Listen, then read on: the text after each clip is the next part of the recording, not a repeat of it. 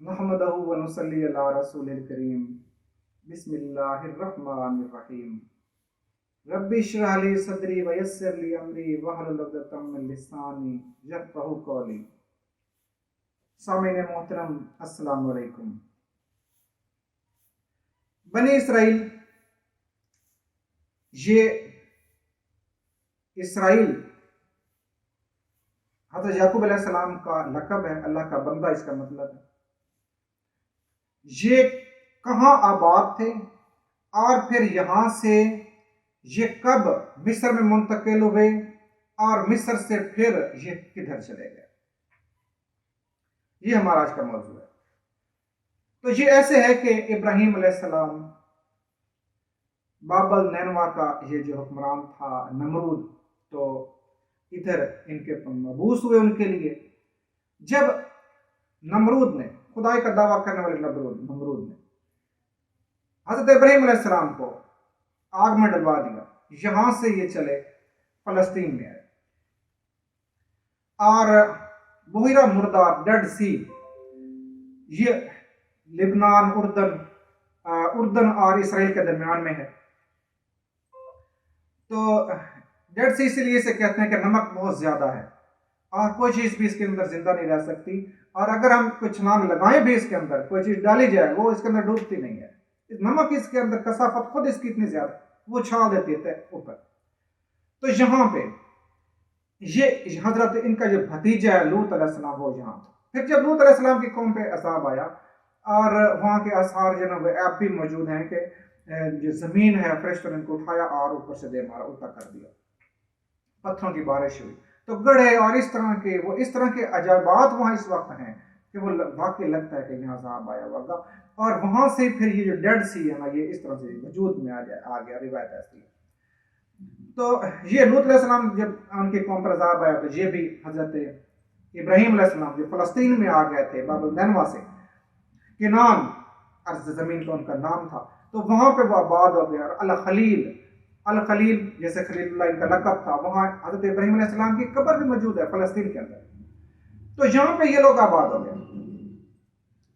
अब यहाँ पे आबाद हो गए। हज़रत इसहाक़ अलैहिस्सलाम यहाँ इब्राहीम अलैहिस्सलाम के बाद रहने लगे और इस्माईल अलैहिस्सलाम मक्का के अंदर आ गए। उनके बेटे याकूब अलैहिस्सलाम, अब याकूब अलैहिस्सलाम के 12 बेटे थे, 6 बीवियां, हर एक से 2-2, और ये 12 बेटे। अब इनकी सारी की औलाद जो है ये सारी बनी इसराइल कराने लगी। उनके मानने वाले भी थे, उनके अपने ये जो 12 थे ये भी, और आगे चलकर इनकी औलाद से ये 12 कबीले बन गए। तो बनी इसराइल के 12 कबीले, ये सारे बनी इसराइल कराए आ रहे हैं हज़रत याकूब अलैहिस्सलाम के लक़ब इसराइल, अल्लाह के बंदे से। यहाँ से अल्लाह ताला की हिकमत के साथ मिस्र में यूसुफ अलैहिस्सलाम गए, वहाँ अज़ीज़ मिस्र बादशाह बन गए, उनका अख्तियार कायम हुआ। उन्होंने अपने बाप को, अपनी सारी कौम को बुलवा लिया। अब ये लोग पढ़े लिखे थे और किप्ती कौम जो असल थी वहाँ फिरौन की, वो इनकी मानने वाले हो गए और ये इस तरह से तरक्की के मनाज़िल तय कर रहे हैं, अक्सर अख्तियार इनके पास हैं।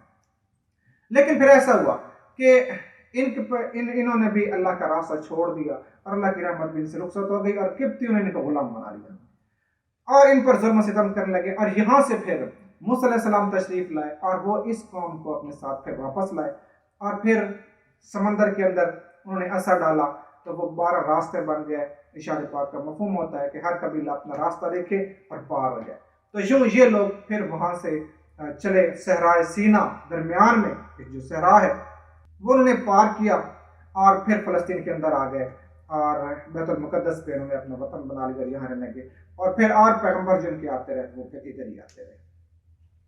तो ये और इस तरह से 12 जमा कबीले बनी इसराइल के यहूदियों के हो गए और ये अपना वतन मानने लगे।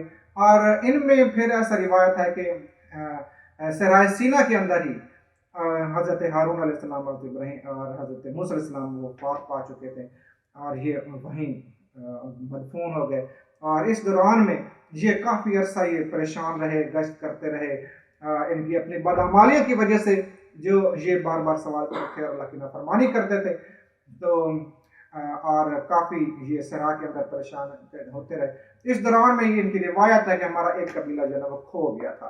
तो खोया हुआ कबीला कभी कहा जाता है कि ये जो ना अफगानिस्तान, खरासान, ये यहाँ पे یہ قوم بھی ان کی ہے اور شاید یہی پٹھان لوگ ہیں.